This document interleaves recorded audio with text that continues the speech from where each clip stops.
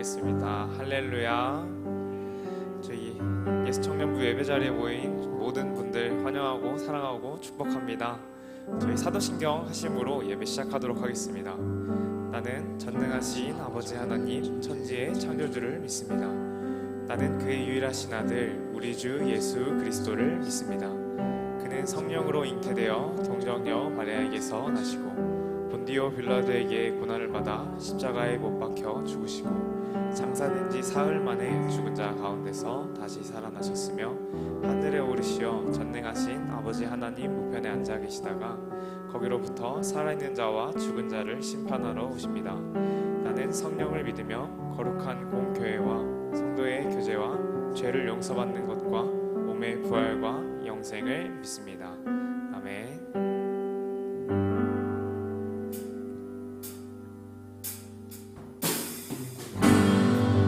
저희 이 산지를 내게 주셔서 찬양을 할 텐데, 이 찬양의 고백처럼, 그리고 갈렙의 고백처럼 주님께서 우리에게 약속하신 땅을 달라고 하나님의 은혜를 구하며 오늘 예배를 다 같이 시작했으면 좋겠습니다.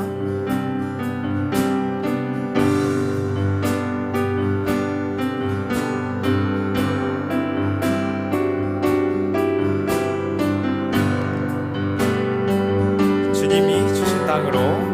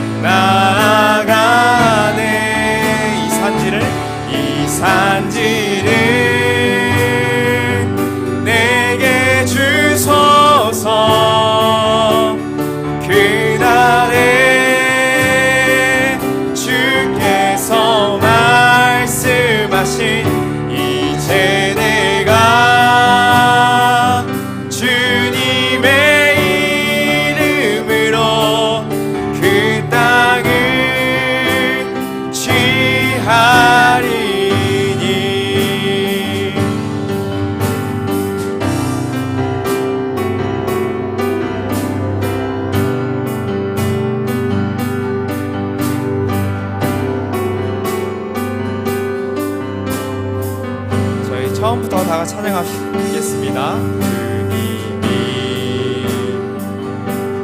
주신 땅으로 한 걸음씩 나아갈 때에 수많은 적들과 견고한 성이 나를 두렵게 하지만 주님을 신뢰함으로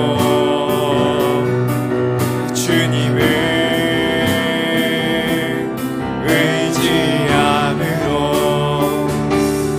주님이 주시는 담대함으로 큰 소리 외치며 나아가네. 이 산지를 내게 주소서. 그날에 주께서 말씀하신 이제 내가 주님의 이름으로 그 땅을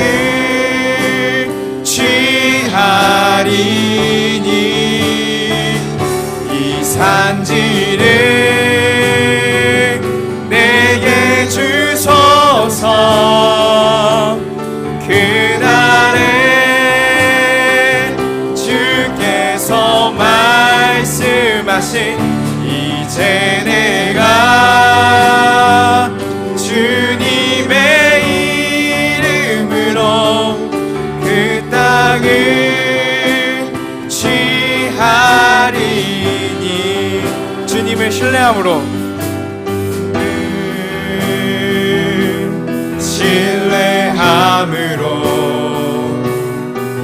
주님을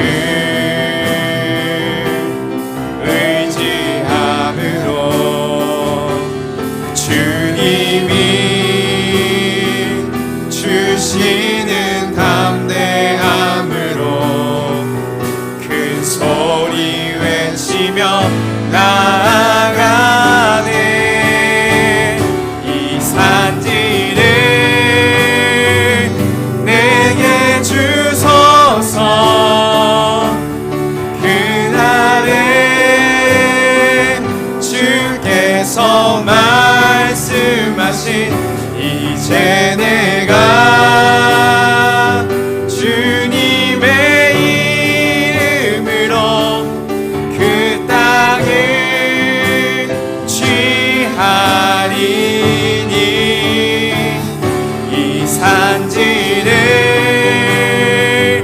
내게 주소서.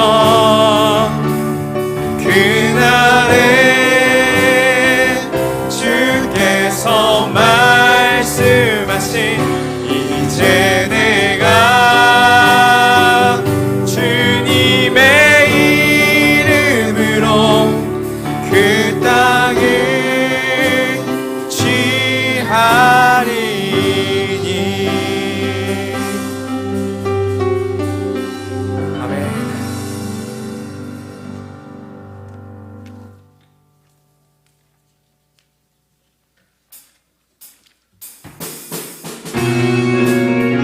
저희가 만난 하나님께 감사와 사랑을 담아서 박수 치면서 같이 찬양했으면 좋겠습니다.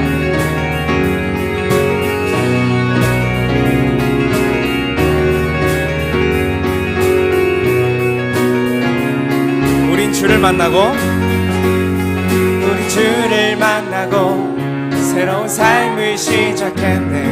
모든 것을 알 수 있을 거라고 자신감으로 가득 설레는 마음만으로 넘어지고 일어나기도 해. 오랜 시간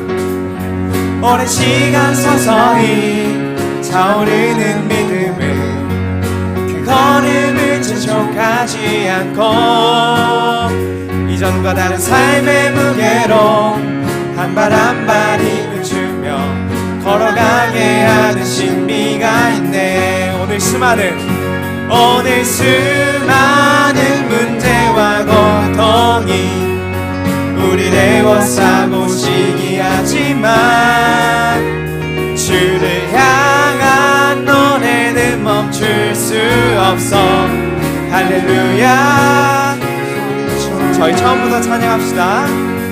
우린 주를 만나고 새로운 삶을 시작했네.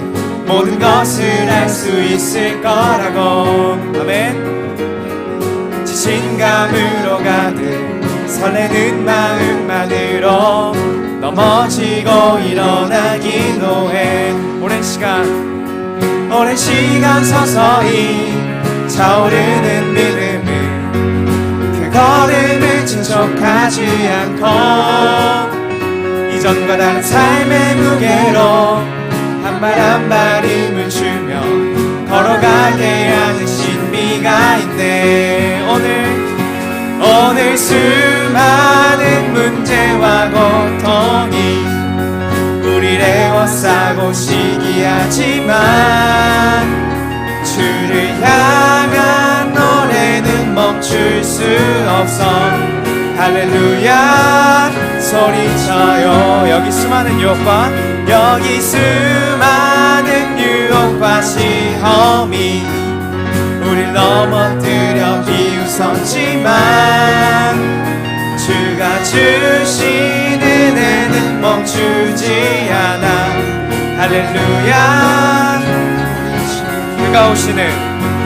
그가 오시는 날까지 그가 부르시는 날까지 끝나지 않는 무거운 질문을 지고 그날의 모든 것들에 의심이 사라질 때면 우리의 모든 시간이 아름답게 그가 오시는 날까지 그가 부르시는 날까지 끝나지 않는 무거운 질문을 지고 그날의 모든 것들에 의심이 사라질 때면 우리의 모든 시간을 품에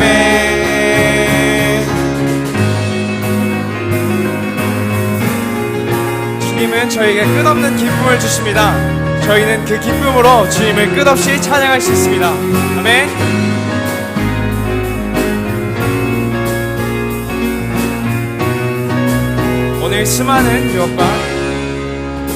오늘 수많은 문제와 고통이 우리를 애워싸고 시기하지만 주를 향한 노래는 멈출 수 없어.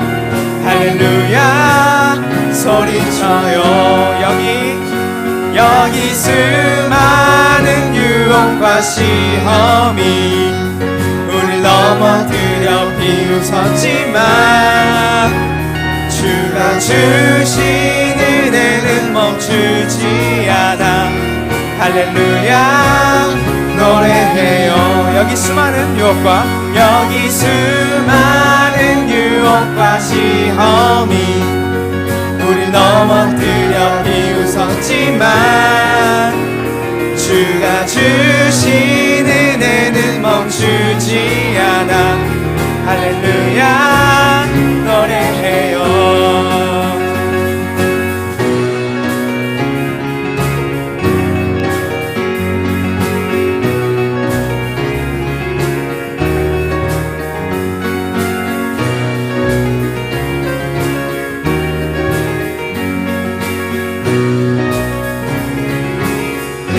저희를 만나주신 주님께 영광의 박수 올려드립시다.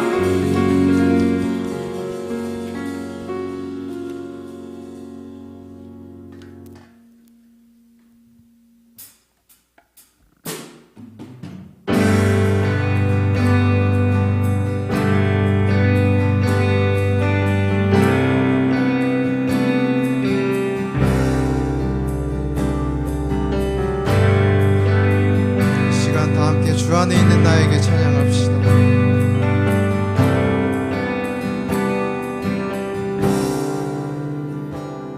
주 안에 있는 나에게 단 근심이 있으랴. 십자가 밑에 나가 내 짐을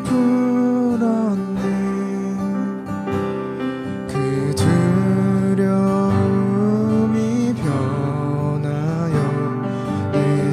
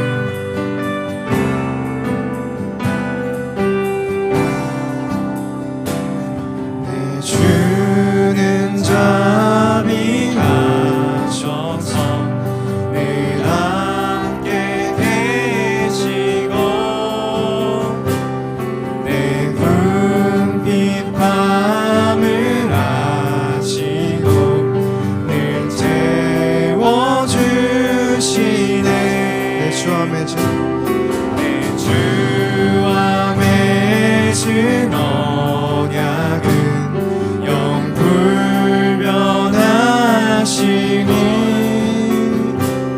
그 나라 가기까지는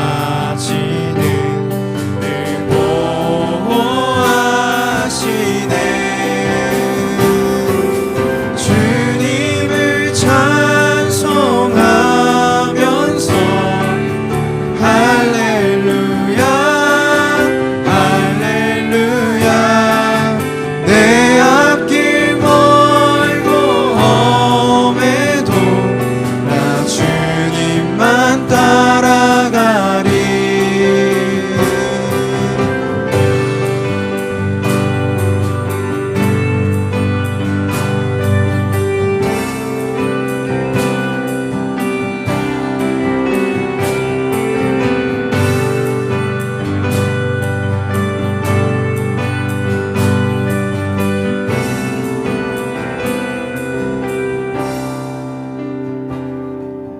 주님을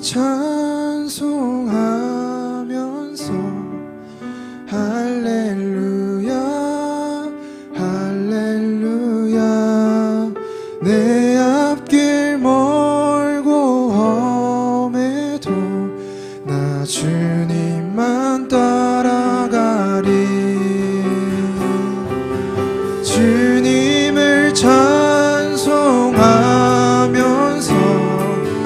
할렐루야 할렐루야 내 앞길 멀고 험해도 나 주님만 따라가리. 주님을 찬송하면서 할렐루야 할렐루야 내 앞길 멀고 험해도 나 주님만 따라. 주님을 찬송하면서 주님을 찬송하면서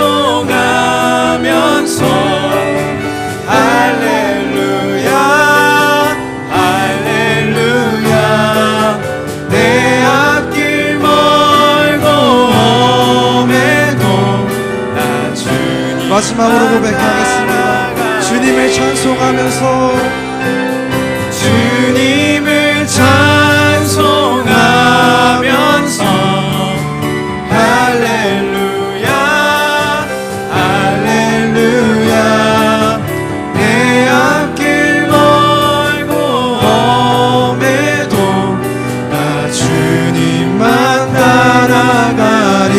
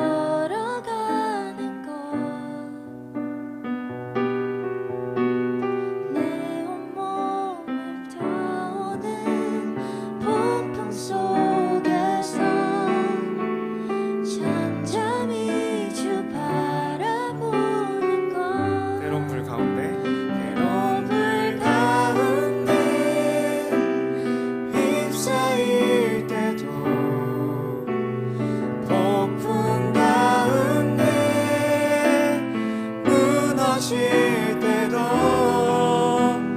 주님 내 곁에 함께 하시니 가장 가까이에 함께 하시네.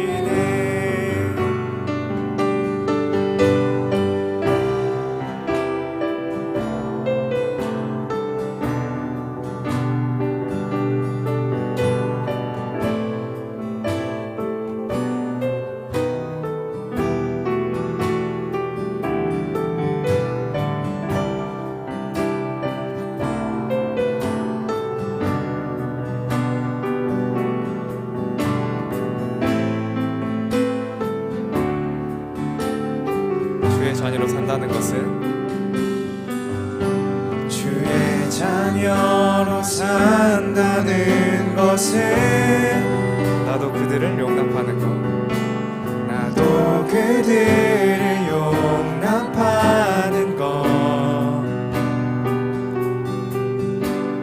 나를 위해 달리신 십자가 사랑, 그 사랑으로 살아가는 것. 주의 자녀로 산다는 것은 주의 자녀로 산다는 것은 주님과 동행하는 것입니다. 주님과 함께 동행하는 것, 주께서 지신 십자가 기꺼이 지고 주와 함께 걸어가는 것, 때론 불 가운데 때론 불 가운데 휩싸일 때도 폭풍 가운데 무너질 때도 주님 내 곁에 함께 하시네. 가장 가까이에 함께 하시네. 때론 불 가운데 때론 불 가운데 휩싸일 때도 폭풍 가운데 무너질 때도 주님 내 곁에 함께 하시네. 가장 가까이에 함께 하시네. 때론 불 가운데 봄물 가운데 휩싸일 때도 폭풍 가운데 무너질 때도 주님 내 곁에 함께 하시네. 가장 가까이에 함께 하시네. 주의 자녀로 산다는 것은 주의 자녀로 산다는 것은 주님과 함께 동행하는 것, 주께서 지신 십자가 기꺼이 지고 주와 함께 걸어가는 것. 그렇습니다. 주님의 자녀로 산다는 것은 정말 기쁜 일입니다. 주님께서 주신 약속을 붙잡고 살아가는 것은 정말로 기쁜 일입니다. 주님, 하나님, 저희가 주님의 자녀로 온전히 살아가게 해주세요. 하나님, 저희가 하나님을 언제나 바라보고 괴롭고 두려울 때 하나님과 눈을 맞추고 살아가도록 도와주세요. 저희 이러한 기도 제목 가지고 주님의 이름 부르짖고 다 같이 통성으로 기도드립시다. 주여!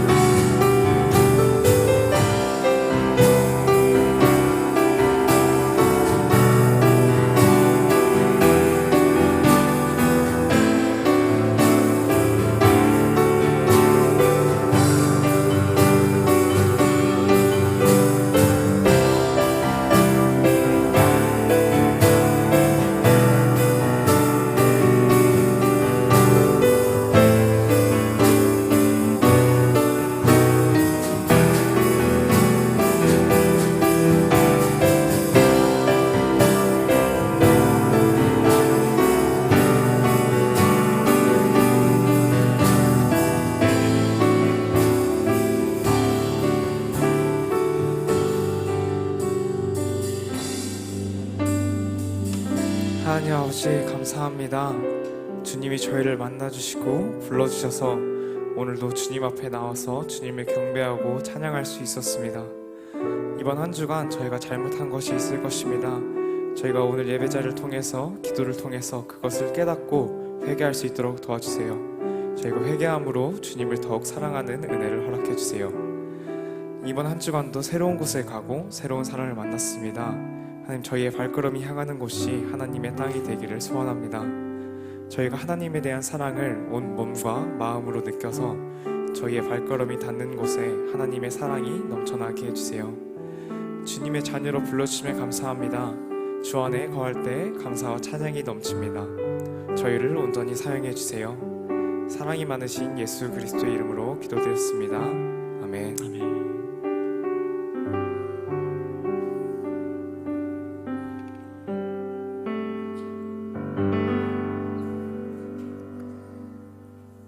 하나님께서 주시는 말씀은 사무엘하 6장 1절부터 11절까지의 말씀입니다. 제가 가진 성경 구약 472페이지가 되겠습니다. 구약 성경 472페이지 사무엘하 6장 1절부터 11절까지의 말씀 교독합니다. 제가 먼저 봉독하겠습니다. 다윗이 이스라엘에서 뽑은 무리 3만 명을 다시 모으고 다윗이 일어나 자기와 함께 있는 모든 사람과 더불어 바알레 유다로 가서 거기서 하나님의 궤를 메어오려 하니 그 궤는 그룹들 사이에 좌정하신 만군의 여호와 이름으로 불리는 것이라.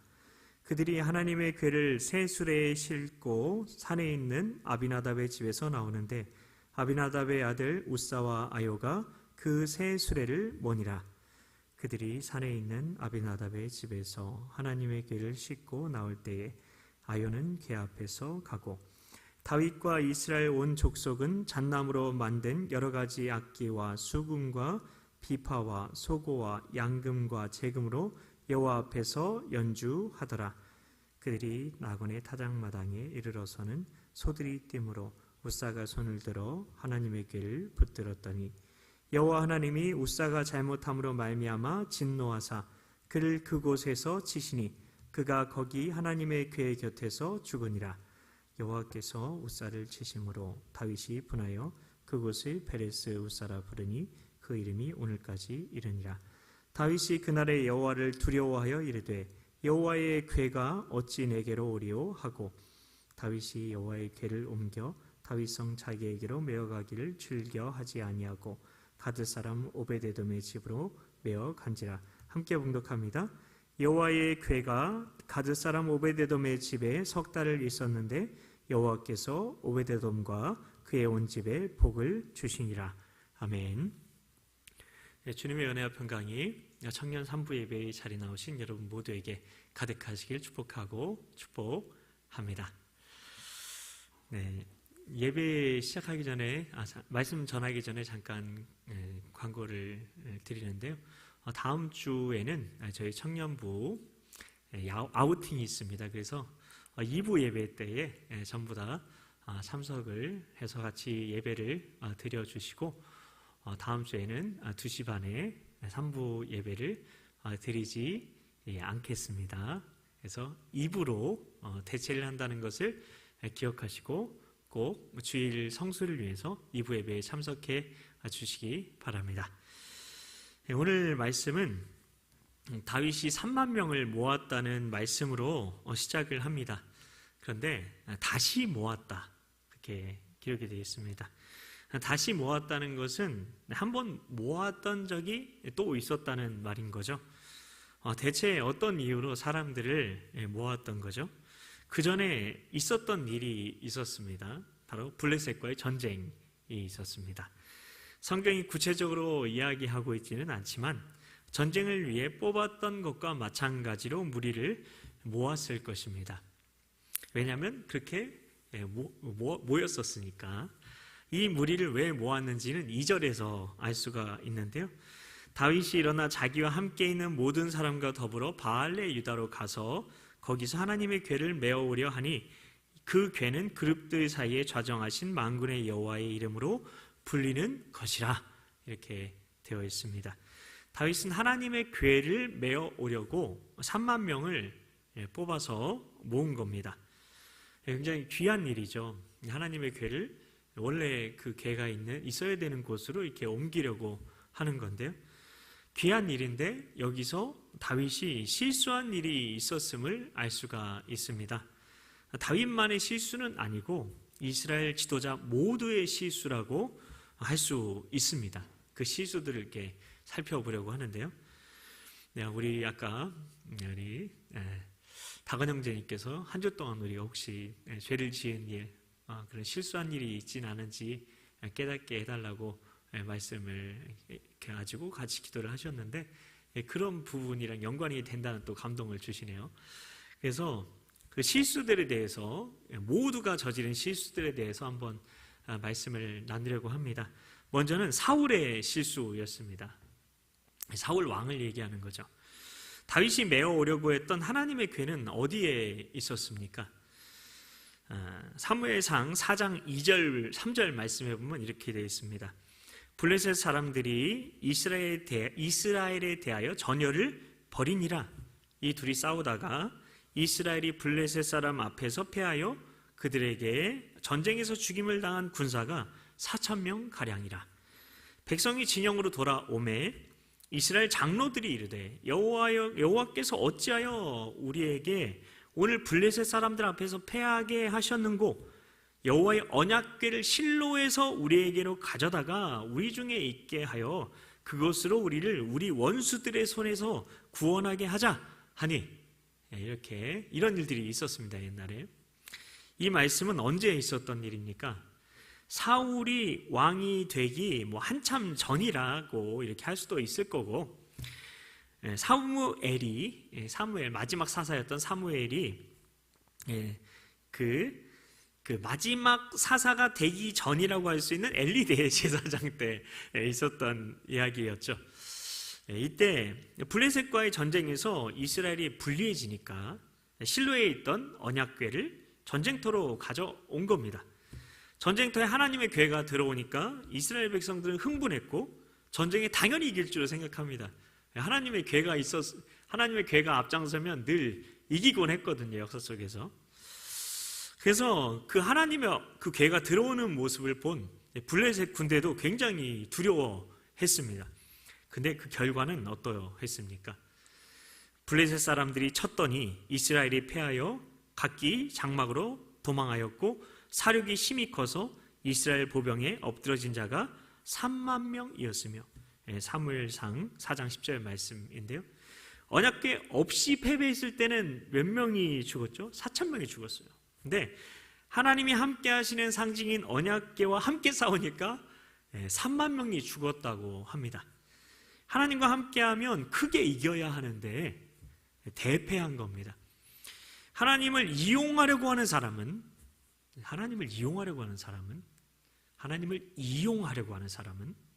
하나님의 언약궤가 함께 있어도 패배하는 겁니다.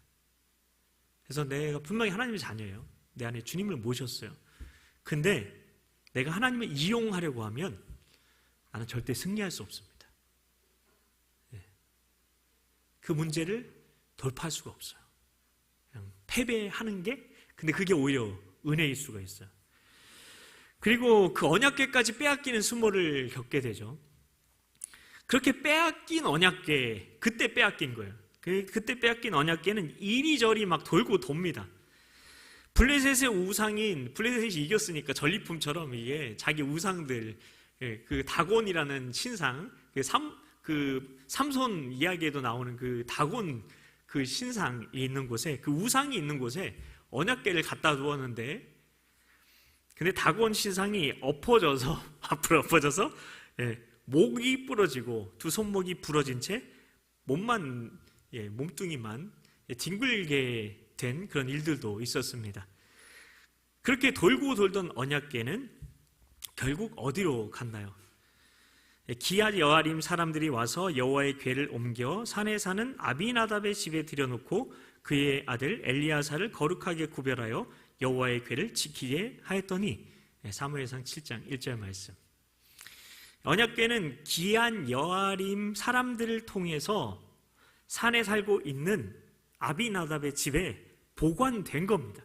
네, 지금 여기 보관이 되어 있는 거예요. 아비나답의 집에 몇 년 동안요? 20년 이상. 네. 왜냐하면 20년 동안 거기 오래 있었다, 이런 식으로 약간 두루뭉술하게 이렇게 성경에 기록이 되어 있으니까요. 그럼 그동안 이스라엘에는 어떤 일이 일어났죠?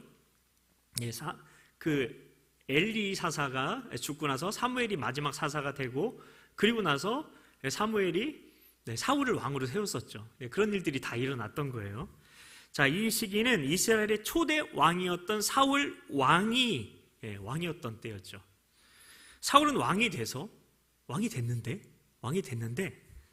언약궤도 도로 모셔오지 않고 대체 무엇을 한 겁니까? 언약궤를 도로 모셔올 생각조차 하지 않았어요.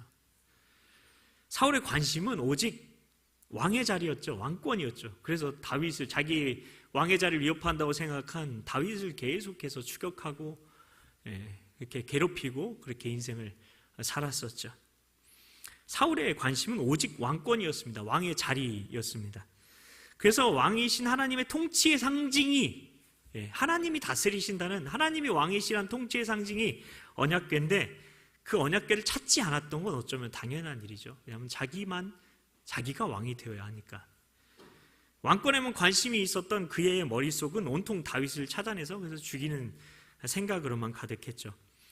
사울 왕은 이스라엘의 참 주인이신 하나님께는 관심이 없고 자기 왕권을 강화할 궁리만 했습니다. 하나님을 이용하려고 하기는 했지만, 근데 중요한 건 하나님과 함께 하기는 또 싫은 거예요.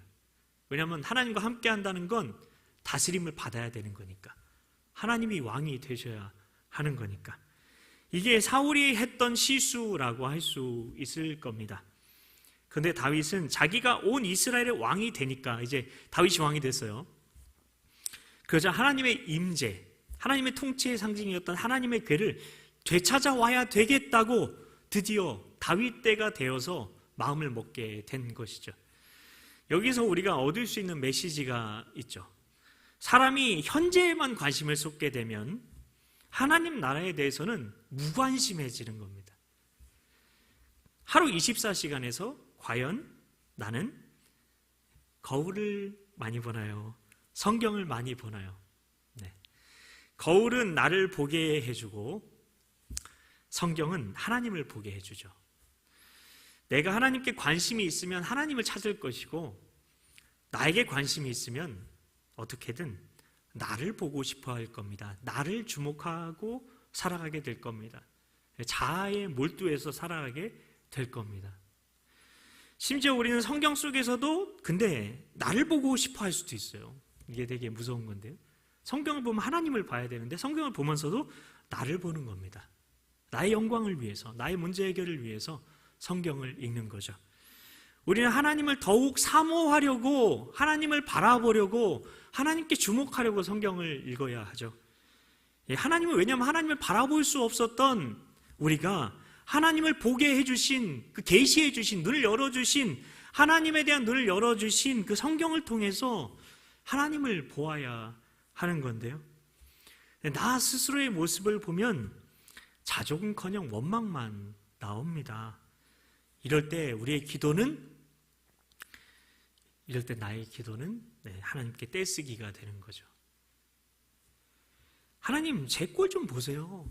하나님 제 형편 좀 보세요. 제 인생 좀, 하나님 제 인생 좀 풀리게 해주세요. 이런 기도밖에 할 수가 없는 거죠. 나만 보고 있는 겁니다. 주님을 바라보지 못하고 있는 거죠. 하나님을 먼저 보고 난 다음에 우리 자신을 보아야 하는 겁니다. 그래서 하나님을 먼저 보기 위해 우리는 주의 임재 가운데 나아가는 것이고, 하나님의 음성을 들으러 나아가는 거죠. 그래야 하나님께서 원하시는 기도를, 하나님이 왕이 되시는 기도를 할 수 있는 겁니다. 두 번째 실수는 장로님들의 실수입니다. 혹여나 이렇게 온라인으로 듣고 계신 장로님들이 계시다면 오해는 하지 않으시기 바랍니다. 당시 이스라엘의 장로님들에 대해서 이야기를 하는 겁니다. 전쟁터로 하나님의 궤를 가져오기로 결정한 사람은 당시 사사였던 엘리가 아니었습니다. 지도자였던, 영적인 지도자였던 엘리가 아니었어요. 바로 장로님들이 그런 결정을 했는데요. 이때는 아직 왕이 없었고 장로님들이 리더였는데 자기 소견에 옳은 대로 판단하고, 리더들이 하나님께 기도하지 않은 거죠. 자기 소견에 옳은 대로 판단하고 언약궤를 가져온 겁니다. 어떤 판단을 내렸습니까? 여호와가 우리와 함께 하지 않아서 우리가 패배한 거지. 여호와 임재만 있으면 그 임재 내가 갖고 와가지고 내가 이용하면 승리할 수 있지. 그렇게 생각을 한 겁니다. 여기서 찾을 수 있는 메시지가 무엇일까요? 한번 생각을 해보세요. 이 말씀에 나오는 장로님들과 다윗의 차이가 있는데 그것이 무엇일까요? 이 차이를 알려면 하나님의 임재를 원했던 동기를 생각해 보아야 합니다. 하나님의 임재를 원한 것이 승리하기 위해서인가요? 아니면 승리했기 때문인가요? 장로님들께서는 블레셋과의 전쟁에서 이기려고, 승리하려고 언약궤를 가져온 거죠. 어떻게 보면 하나님을 이용한 것이라고 할 수가 있습니다. 그런데 다윗은 언약궤를 가져오기 전에 이미 승리했습니다.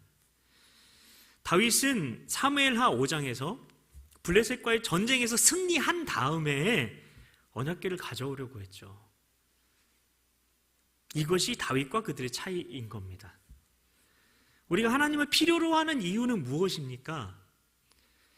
우리도 장로님들처럼 내 자신의 승리를 위해서, 어떤 문제 해결을 위해서 하나님을 필요로 하고 있지 않습니까? 우리는 다윗처럼 주님께서 이미 승리하셨기에 주님을 사모해야 합니다. 만일 내 인생이 승리하기 위해서, 내 인생을 위해서 하나님을 찾고 원하면, 그러면 예수님께서 십자가에서 이미 이루신 그 승리는 무엇이고 나와는 무슨 상관이 있습니까?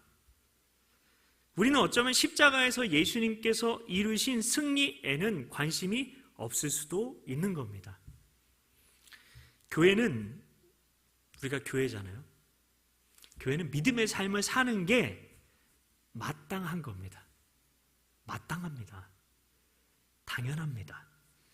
주님께서 이미 승리하셨음을 믿고 주님을 생명 다해 사랑하는 것이 마땅합니다. 그것은 선택이 아니에요. 그냥 마땅한 겁니다. 예수님을 사랑하는 사람은 그렇기 때문에 내 인생이 성공하든 실패하는 것 같든지 간에 크게 상관하지 않아요. 네, 이건 중요한 게 아니에요. 우리가 생각하는 인생의 가장 큰 패배가 무엇이겠습니까? 죽음이겠죠. 그 죽음 앞에서는 모든 것을 다 이룬 것 같은 성공자도 실패감과 패배감과 무력감과 절망감을 느끼게 되잖아요. 그러나 하나님의 자녀는 인생의 가장 큰 패배라고 생각하는 죽음도 초월하여 살아가는 사람들인 것이죠. 또 죽기를 무서워함으로 한평생 매어 종노릇하는 모든 자들을 놓아주려 하심이니, 히브리서 2장 15절 말씀. 이게 예수님께서 이 땅에 오신 이유라는 거죠. 예수님께서는 죽기를 무서워하여 일평생을 죽음의 세력을 잡은 자에게 종노릇하며 살아가는 인간들을 십자가의 승리로 구원해 내셨습니다. 그 십자가의 효력은 모든 인류에 미칩니다. 그래서 우리가 전도해야 되고 선교해야 하는 거죠. 그래서 하나님의 자녀들은 이것을 믿고 승리하게 하신 예수님을 더더욱 사모해야 합니다. 예수님을 이용하려는 것이 아니라 예수님을 사랑하기 때문에 그분을 내 삶의 왕으로, 주인으로 모시려고 해야 하는 거죠. 오늘의 내 인생에 그래서 모셔드리려고 하는 겁니다. 이러한 삶은 십자가의 승리를 누리고 있는 하나님의 자녀들만 살 수 있는 우아하고 숭고한 차원이 다른 인생인 겁니다. 하나님께서는 우리의 사랑과 경배의 대상이시고 예배의 유일한 대상이시지 이용의 대상이 절대 아니시기 때문입니다. 우리는 하나님을 우리의 쓸모 때문에 필요로 하는 그런 사람들이 아니죠. 이스라엘 장로님들의 실수가 바로 여기 있었습니다. 하나님의 궤를 가져오려는 선택을 한 장로님들의 실수는 바로 여기 있었습니다. 그들은 전쟁의 승리를 위해서 하나님을 이용하고 싶어 했지만 다윗은 하나님을 사랑했습니다. 다윗은 이미 승리를 주신 하나님을 사랑해서 하나님의 언약궤를 가져오려고 했던 겁니다. 다윗이 여기까지는 참 좋았죠. 다윗이 여기까지는 참 좋았어요. 근데 다윗의 실수도 살펴볼 수밖에 없습니다. 다윗은 앞에서 3만 명의 사람들을 잔뜩 불러 모았다고 말씀을 드렸는데 아마 군인들일 수도 있었을 겁니다. 전쟁에서 승리한 여운이 있는 상황에서, 블레셋과의 전쟁에서 승리한 여운이 있는 상황에서 다시 사람들을 불러 모은 것이기 때문입니다. 그런데 하나님의 궤를 옮기는 데에는 누가 필요합니까? 제사장들 그리고 레위인들이 필요합니다. 그런데 다윗은 왜 그런 선택을 한 거죠? 어쩌면 그 3만 명으로 자기를 보호하고 싶었을 수도 있고 하나님의 언약궤를 가져가는, 모셔가는 그 행렬이 멋지게 보이게 하고 싶었을지도 모를 일입니다. 그러다 보니 어쨌든 그 동기가 옳지 않았던 건 분명히 하나님이 축복하지 않았으니까. 그러다 보니 처음에 하나님의 궤를 메어 오려던 계획이 어긋난 거죠. 하나님의 궤는 당연히 레위인들이 메야 합니다. 레위인들이 메야 돼요. 다른 사람들은 멜 수가 없어요. 성경에 기록되어 있으니까. 근데 다윗은 어떻게 했습니까? 그들이 하나님의 궤를 새 수레에 싣고 산에 있는 아비나답의 집에서 나오는데 아비나답의 아들 우사와 아요가 그 새 수레를 모니라. 사무엘하 6장 3절인데요. 이 3만 명의 무리가 하나님의 궤를 아주 세팅한 정말 새거 그런 새 수레에 실어서 옮기는 겁니다. 하나님의 궤는 수레에 실어서 옮기는 게 아니라 어깨에 매야 되죠. 어깨에 매야 되죠. 그것도 그냥 매는 것이 아니라 언약궤에 달린 고리에 채를 꿰어서 그 채를 매는 겁니다. 절대 만지면 안 돼요. 만지면 안 돼요. 절대로. 하나님의 궤에 죄인인 인간의 부정한 손이 닿는 것은 있을 수가 없는 일이었어요. 그게 인간의 죄인됨을 깨닫게 해주시기 위해서 하나님께서 그런 장치를 해놓은 건데, 하나님께서 그렇게 정해주신 건데 그것을 그냥 마음대로 해석해서 어긴 거죠. 유대인들이 감히 만질 수 없는 언약궤를 채에 꿰어서 어깨에 매는 심정은 어떤 것이었을까요? 제가 어렸을 때는 강대상에 목사님들 외에는 올라갈 수가 없었습니다. 절대로 올라가면 안 되는 곳이었습니다. 더군다나 신발을 신고 올라간다는 것은 큰일 날 일이었습니다. 심지어 목사님들께서도 신을 벗고 강대상 앞에 경외하는 모습으로 서셔서 예배를 인도하셨습니다. 그때는 잘 이해하지 못했던 마음들이 좀 있었어요. 그런데 여러분, 이슬람을 신봉하는 그 국가에 가면 모스크에 들어갈 기회가 있잖아요. 그러면 그 안내원이 이렇게 이야기를 합니다. 발이 부정하니까 양말을 신으라고 요구를 하고요. 들어가서도 신당이 있는 앞쪽으로는 발도 뻗지 못하게 합니다. 그들은 이방인들이 그들의 신성한 경전인 꾸란에 절대 손도 대지 못하게 할 뿐 아니라 자기들도 그 경전인 그 꾸란을 장갑을 끼고 만지거나 소매로 싸서 만집니다. 그런 모습을 보면 내가 하나님을 예배하는 태도를 돌아보게 되는 겁니다. 우리가 성경을 쉽게 만지고 그 위에다가 물컵도 올려놓고 심지어 성경을 받침대로 쓰시는 분들도 계시기도 하고, 때로는 성경을 장롱 구석에 넣어두거나 그 위에 온갖 것들을 다 올려놓는 것은 인쇄된 책인 성경이 우상이 되면 안 되기 때문에 우리가 그렇게 하는 것 같아요. 성경 우상이 아니다. 그러니까 그것을 성경을 좀 마음껏 활용을 하고 있는 걸 수도 있는데요. 그렇다고 하나님의 말씀에 대한 우리의 태도까지 그렇게 되어서는 안 될 일인 거죠. 안 될 일인 거죠. 근데 결국 다윗은 새 수레에 궤를 실었습니다. 성경에 나와 있지 않은 방법이에요. 그래도 헌 수레가 아니라 고물 수레가 아니라 새 수레에 실긴 한 겁니다. 새 걸로 아주 세팅한 그 수레에 실은 거죠. 정성을 들였다고 자기 스스로는 생각했겠죠. 어쩌면 가장 비싼 수레였을 수도 있어요. 첨단 수레일 수도 있어요. 당시로서는 첨단의 기술로 만들어진 수레일 수도 있어요. 그런데 수레에 궤를 실는 방법은 누가 사용한 걸까요? 이미 그 방법을 사용한 사람들이 있었어요. 누구였을까요? 블레셋 사람들이 하나님의 궤를 빼앗았지만 그 궤를 두는 곳마다 무상들이 부서지고 전염병이 도는 등의 무서운 재앙이 임하게 되자 이 궤를 이스라엘로 돌려보낼 때 블레셋 사람들이 하나님의 궤를 이스라엘로 돌려보낼 때 사용했던 그 수단이 무엇이었을까요? 그게 바로 수레였어요. 그것도 그냥 수레가 아니라 사무엘상 6장 7절에 보면 이렇게 되어 있습니다. 그러므로 새 수레를 하나 만들고 블레셋 사람들이 사용한 세상적인 그 방법이 바로 새 수레였습니다. 이때 하나님의 궤를 옮기는데 새 수레가 쓰여졌고 아무 일도 그때 일어나지 않았잖아요. 블레셋 사람들이 그게 잘 옮겼잖아요. 그러니까 그렇게 해도 되는 줄로 다윗이 생각한 거죠. 이때 하나님께서는 블레셋 사람들에게는 진노하지 않으십니다. 왜요? 그들에게는 말씀이 없었으니까. 그래서 몰랐으니까. 이렇게 하나님을 알지 못하는 세상 사람들에게는 하나님께서 몰라서 그랬다고 넘어가 주셔도 우리에겐 말씀이 있고 여러분 다 말씀을 알죠. 말씀을 아는 이스라엘 백성들과 다윗에게는 이야기가 다른 겁니다. 하나님의 백성이었던 다윗은 새 수레의 언약궤를 싣는 일을 하면 안 되는 거죠. 그러나 다윗은 자기 경험과 이전 일들을 하나님 말씀보다 말씀을 알면서 말씀을 잘 알았을 텐데 근데 그 말씀보다 자기 경험과 이전 일들을 말씀보다 앞세워서 하던 대로 안다고 생각하는 대로 편한 대로 그냥 한 겁니다.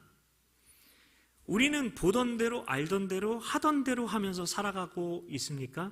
아니면 말씀대로 살아가려고 기도하십니까? 주님의 몸인 교회는 하던 대로 보던 대로 하는 그런 곳이 아니라 말씀대로 주 뜻대로 하는 자들이 바로 주의 몸된 교회인 것이죠. 그리고 한 가지 실수가 더 있었는데요. 하나님의 궤를 아비나답의 집에서 가지고 나올 때에 그 새 수레를 누가 몰았습니까? 아비나답의 아들 우사와 아효가 몰았죠. 이름 순서가 성경에서는 서열을 가리키곤 했는데요. 그래서 우사가 형이었을 가능성이 굉장히 높아요. 우사와 아효 이렇게 나오잖아요. 성경에 보면 이름 순서 사도들도 신약 성경에 보면은 사도들도 이름 순서가 굉장히 중요합니다. 앞에 나오는 게 좀 더 그곳에서 영향력 있는 사람이 앞에 나오는데요. 그래서 우사가 형이었을 가능성이 높은데, 근데 새 수레를 몰고 있는데 누가 그 수레를 이끌고 있습니까? 우사입니까? 아효입니까? 아효죠. 아효. 이스라엘은 장자에게 2배로 유산을 주는 그런 장자를 우선시하는 문화가 있어요.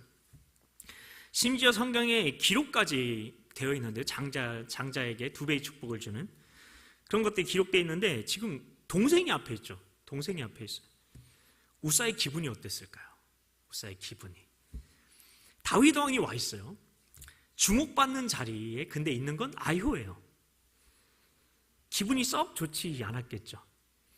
어찌되었든 이제 하나님의 궤는 출발하고 새 수레에 실려서 다윗과 이스라엘 백성은 풍악을 울리고 있죠. 여러 가지 악기를 들고 기쁨으로 연주하면서 이제 앞으로 이제 나아갑니다. 그런데 바로 그때 일이 벌어졌죠. 갑자기 막 소들이 날뛰는 거예요. 그래서 우사는 하나님의 궤를 붙들었어요. 궤가 떨어지게 생겼으니까요. 그런데 하나님은 칭찬은 못 해주실 망정 진노하셨고 우사를 그 자리에서 치셔서 그는 궤 곁에서 죽음을 맞이합니다.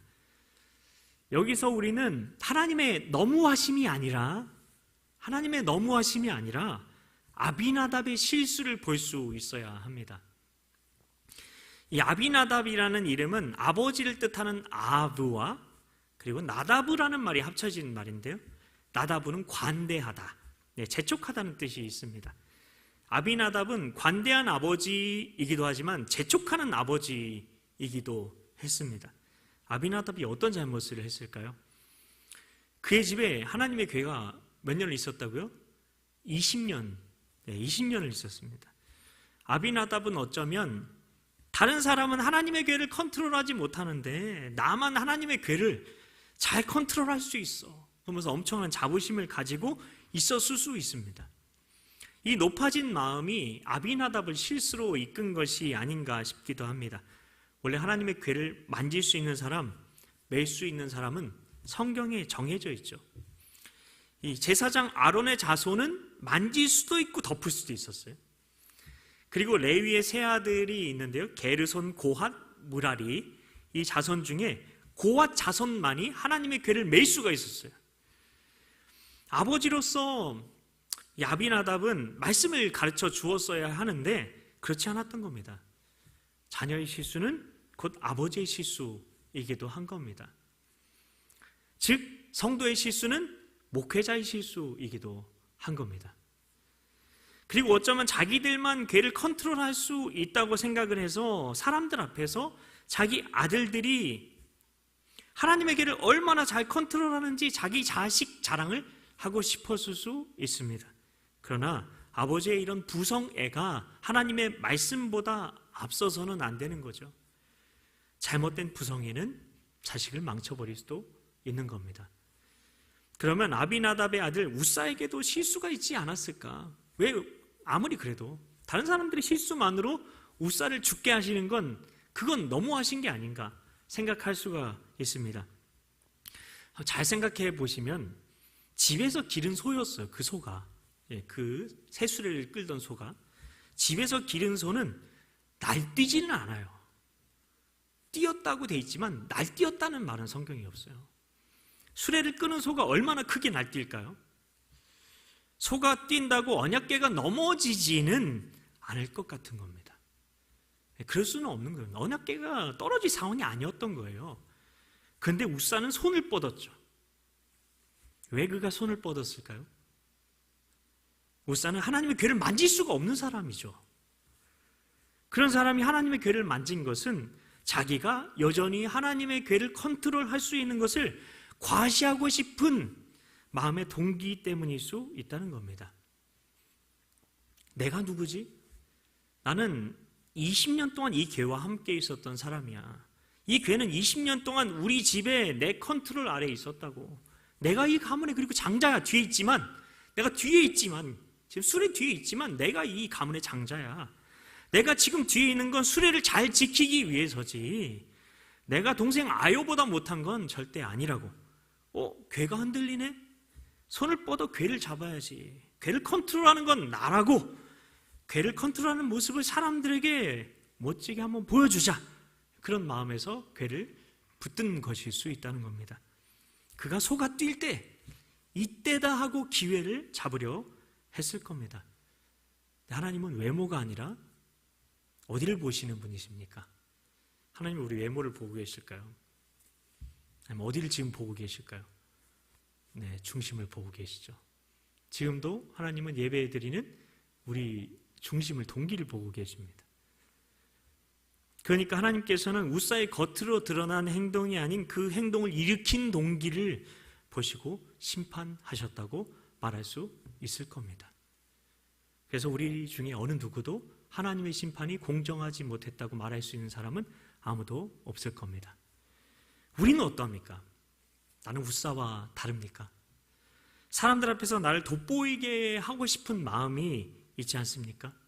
사람은 보통 밀려나게 되면 더 자신을 드러내고 싶어 합니다.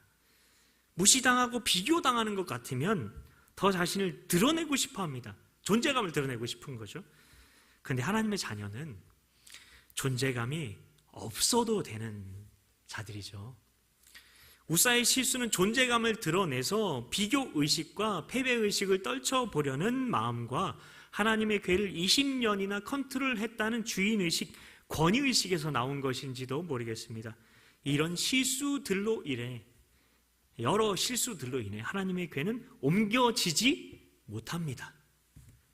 다윗은 그날에 하나님께 분노합니다. 회개한 것이 아니라 엎어지지 않고 다윗은 그 순간에 분노합니다. 그리고 하나님을 두려워하게 되었다고 말합니다. 다윗은 하나님이 두려워서 하나님의 궤를 옮겨서 20년 동안이나 궤를 모신 아비나답의 집이 아니라 가드 사람 오벳 에돔의 집에 둡니다. 가드는 이방 블레셋 땅을 말합니다. 그리고 오벳 에돔이라는 이름의 뜻은 에돔의 종이란 뜻입니다. 다 이방을 뜻하죠. 이스라엘 밖에 빼놓은 겁니다. 하나님의 궤가 싫었던 거죠. 하나님께서는 가장 강력하고 힘이 있고 출세한 다윗의 집이 아니라 블레셋 땅 출신 이방 땅 종의 집에 머물기로 결정을 하신 겁니다. 왜요? 다윗이 하나님의 임재를 싫어했으니까. 다윗은 하나님의 궤를 궁전에 모시려고 했었죠. 그런데 하나님의 임재는 거기에 머물지 않으십니다. 하나님께서는 높은 곳이 아니라 다윗에게 패한 그 블레셋 가드 땅, 그 중에서도 에돔의 종이란 이름을 가지고 있는 오벳 에돔의 집에 그 낮은 곳에 머무신 것입니다. 하나님은 어디에 계신다는 것인가요? 왕의 집이 아니라 종의 집에 거하시는 것입니다. 하나님께서는 겸손한 자, 낮은 자 가운데 거하시는 것입니다. 오늘 실패한 사람들 가운데 공통점이 있죠. 그것은 교만입니다. 모두 마음이 높아져 있었습니다. 심지어 다윗조차 높아져 있었습니다. 하나님을 위한다고 한 행동 선택이라고 볼 수 있겠지만 잘 생각해 보면 인간이 어떻게 하나님을 위할 수 있겠습니까? 그거 자체가 이미 교만인 겁니다. 내가 하나님을 위해서 이런 행동을 하고 이런 선택을 했다는 생각을 하는 순간 나는 교만한 것입니다. 하나님께서는 그리고 그들과 함께 하지 않으셨어요. 하나님께서는 종의 집에 머무르십니다. 그러나 이제는 너희가 죄로부터 해방되고 하나님께 종이 되어 거룩함에 이른 열매를 맺었으니 그 마지막은 영생이라. 이제 말씀을 마치겠습니다.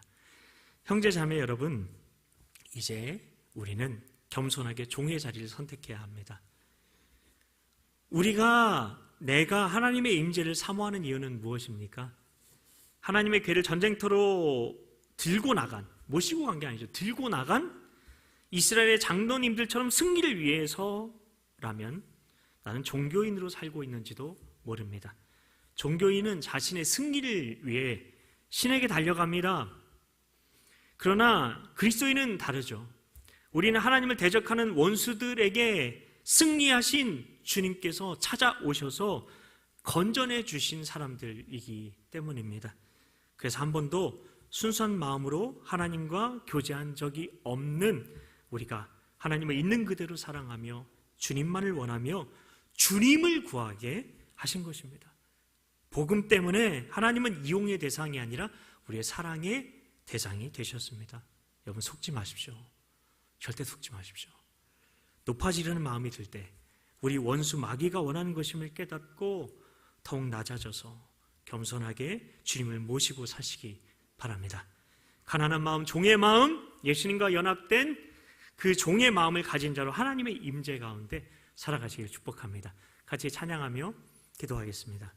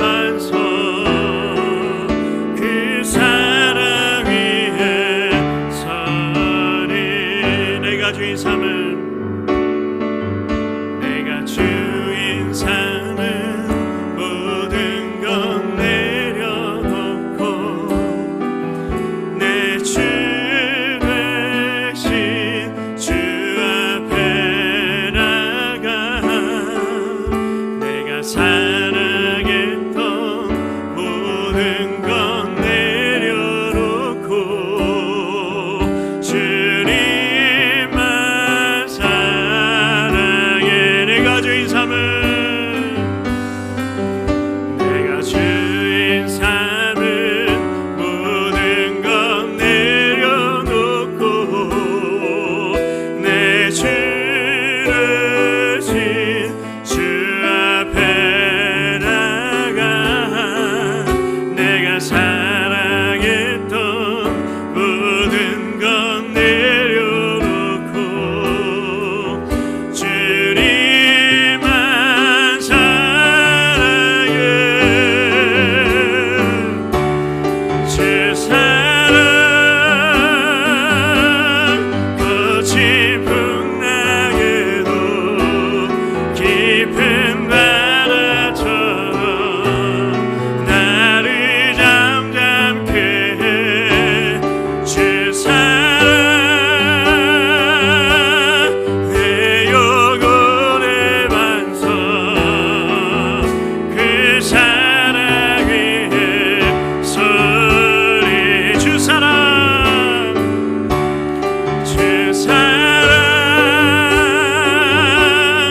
거친 풍랑에도 깊은 바다처럼 나를 잠잠케 해. 주 사랑 내 영혼의 반석. 그 사랑 위에 서리. 이 시간에 우리 같이 기도하며 나아갈 때 우리가 하나님 되심을 우리 높이며 나아갔으면 좋겠습니다.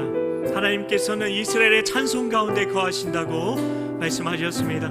이 시간 성령님께서 감동 주시는 대로 우리 하나님의 이름을 높이며 우리 같이 기도하며 나아갑니다. 주님의 이름 한번 간절히 우리 짓고 간구하며 나아갑니다.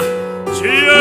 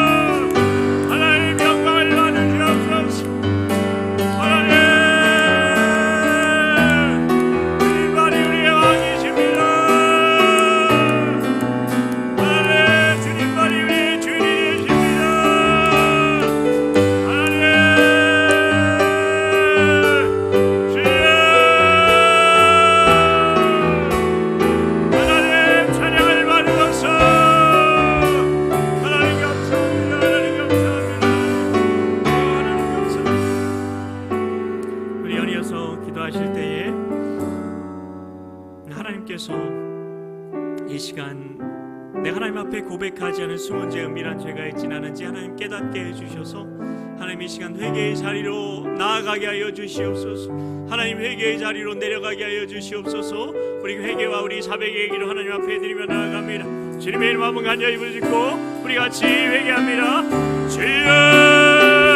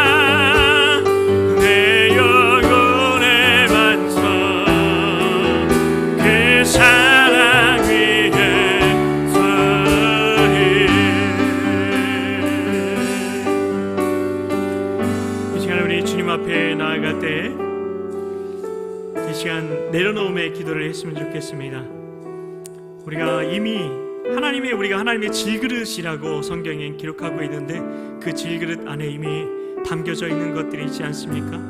담겨져 있을 때 담을 수 없는 것입니다. 그래서 이 시간 내려놓음과 자기 포인과 자기 부인의 기도 하나님께 이 시간 올려드리며 우리 기도하며 나아가겠습니다. 주님의 이름 한번 간절히 부르짖고 나아갑니다. 주여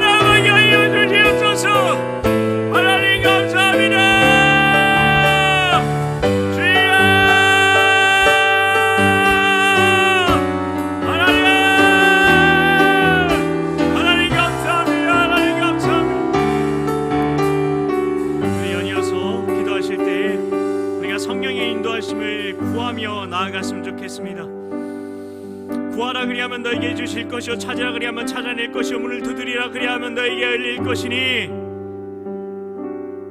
너희가 악한 자도 좋은 것으로 자식에게 줄 줄 알거든 하밀며 하늘아버지께서 구하는 자에게 성령을 주시지 않겠느냐. 오직 성령이 너에게 임하시면 너희가 권능을 받고 예루살렘과 온 유대와 사마리아 땅 끝까지 내 증인이 되리라.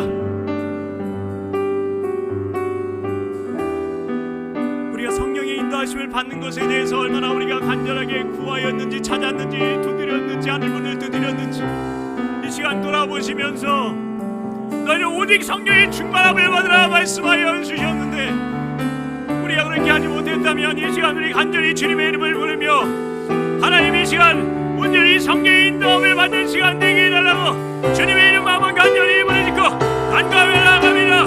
주여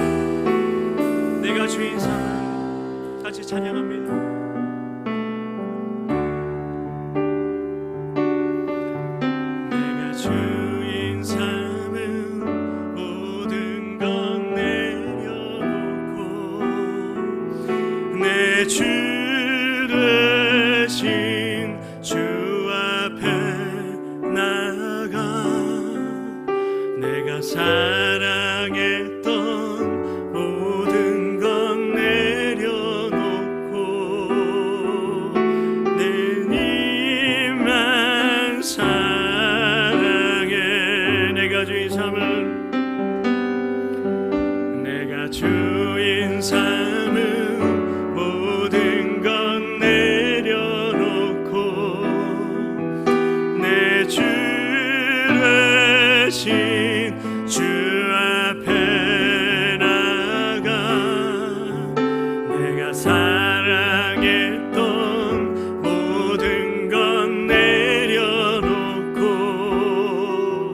주님만 사랑해. 내가 주인 삼은 주인 삼은 모든 건 내려놓고 내 주 대신 주 앞에 나가. 내가 사랑했던 모든 건 내려놓고 주님만 사랑해. 주 사랑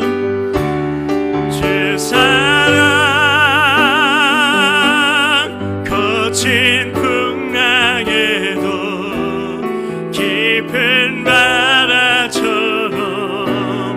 나를 잠잠케 해. 주 사랑 내 영혼의 반석. 그 사랑 위에 서리. 주 사랑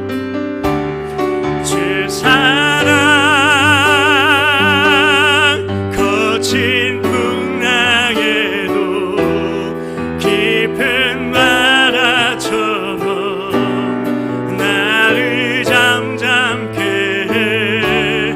주 사랑 내 영혼의 반석. 그 사랑 위에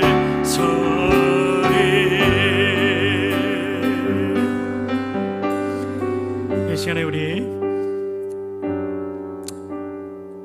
하나님의 음성을 들으며 나아갈 텐데요, 정말 통성기도 가운데 하나님께 귀 기울이기 원하시는 분은 통성기도 가운데 주의 음성을 들으시고, 그리고 침묵 가운데 주의 음성을 듣기 원하시는 분은 침묵 가운데 주의 음성을 들으시면 좋겠습니다. 우리 반주팀들도 기도 반주하시다가 각자 또한 기도하시면 되겠습니다.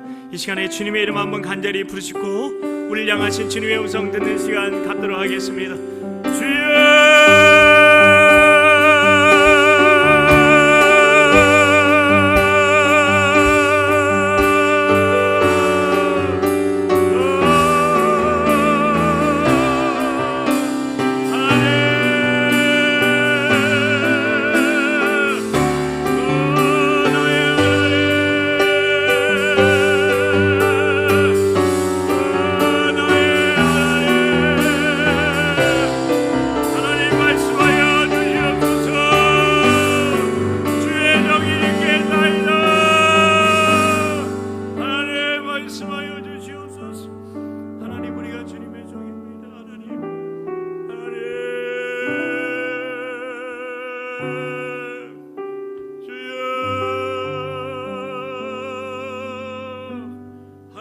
말씀하여 주시옵소서. 하나님 말씀하여 주시옵소서. 우리가 주님의 종입니다. 하나님, 주의 종이 듣겠나이다. 하나님 말씀하여 주시옵소서. 하나님 말씀하여 주시옵소서. 왕이신 우리 하나님이시, 왕이신 우리 하나님이시, 하나님 아버지, 하나님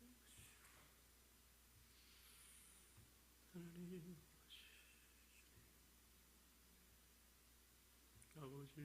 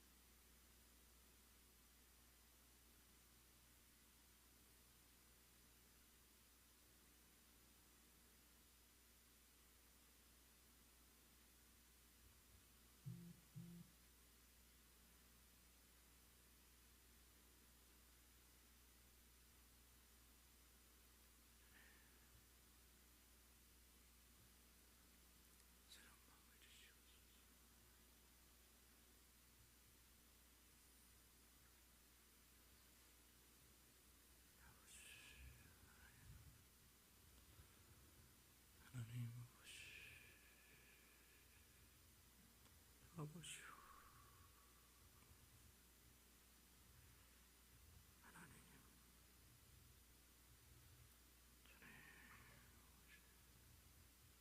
말씀하여 주시옵소서. 말씀하여 주시옵소서. 하나님 아버지, 주님과 동행하기 원합니다. 주 뜻을 담아내기 원합니다. 하나님 아버지, 하나님 아버지, 주여 말씀하여 주시옵소서. 말씀하여 주시옵소서. 아버지,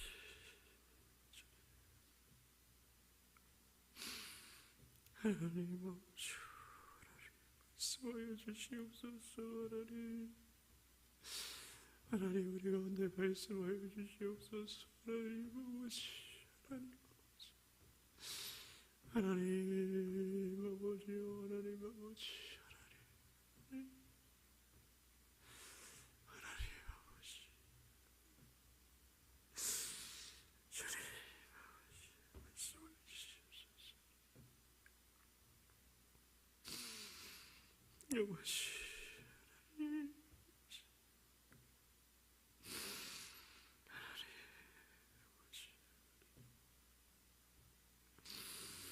아버지, 도와주시옵소서. 아버지,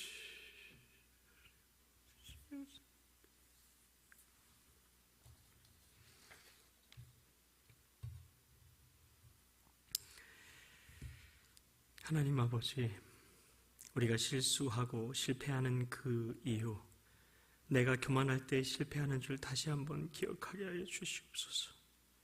하나님, 그 또한 하나님 은혜임을 기억합니다. 실패하지 않으면 계속해서 그대로 살아갈 것이기 때문입니다. 하나님, 내가 그만한 그곳에, 내 마음이 높아진 그곳에 주님께서 임재하실 수 없음을 깨닫습니다.